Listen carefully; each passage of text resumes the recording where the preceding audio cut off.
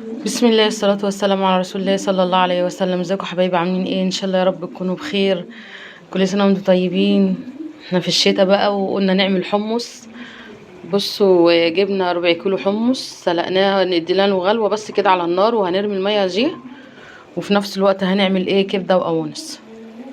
بصوا حبايبي، ما شاء الله تبارك الله، ضلقنا المية اللي كانت فيها الريم وحطينا مية سخنة تاني، وحطينا توم، وهنحط كمون، وهنحط بابريكا، وهنغطي عليه مش هنحط له بصل. وهنا حبايبي ما شاء الله تبارك الله بنعمل مكرونه اهوت. كلنا طبعا عارفين المكرونه بتتعمل ازاي. اللهم صل على النبي. هنحط زيت هنا، وهنحط معلقه سمنه، وبعدين هنحط بقى جبنه نص كيلو كبد وقوانص. خرطنا القوانص كده ماشي، وهنحورها كده.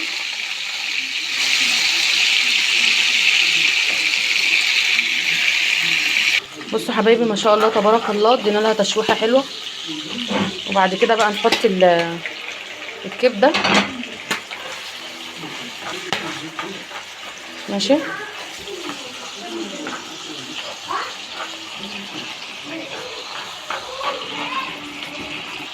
وبعدين حبايبي ما شاء الله تبارك الله عندنا بصلتين حلوين كبار كده، وهنديهم بقى تشويحه حلوه كده بقى معاهم.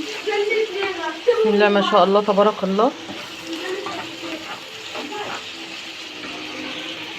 هنحط بقى ايه؟ كزبره، وهنحط فلفل اسود، وهنحط كمون.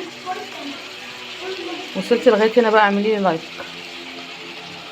بصوا حبايبي ما شاء الله تبارك الله، حطينا هنا فلفل اسود، حطينا كمون، حطينا 7 بهارات، حطينا شوربه ماجد، وهنحط ملح.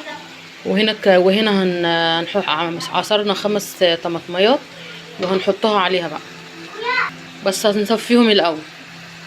وهنحط 3 فصوص توم هنا مع الكبد والقوانص. بصوا حبايبي ما شاء الله تبارك الله، ولا احلى كبد وقوانص.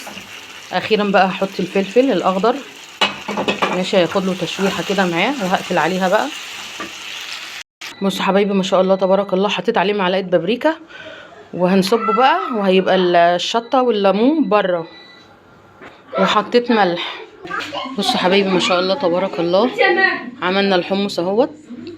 حطينا له نص معلقه بابريكا زي الحمص بتاع بره بالظبط، ما حطينالوش بصل، حطينا له توم وبابريكا واللهم صل على النبي وكمون وطماطم.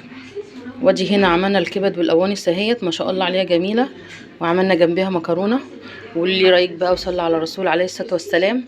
واحلى مشروب شتوي تشربيه في الشتاء، ويدفيكي ويدفي عيالك. السلام عليكم ورحمه الله وبركاته.